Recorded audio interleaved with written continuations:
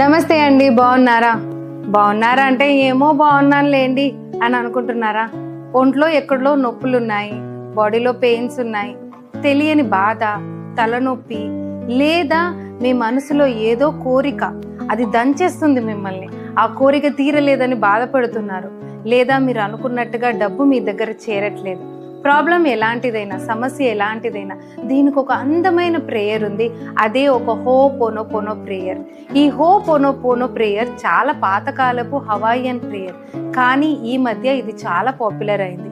ఈ ప్రేయర్లో అందమైన ప్రేయర్ అని ఎందుకంటున్నానంటే, ఇది మీతో మీరే చేసుకుంటారు కాబట్టి.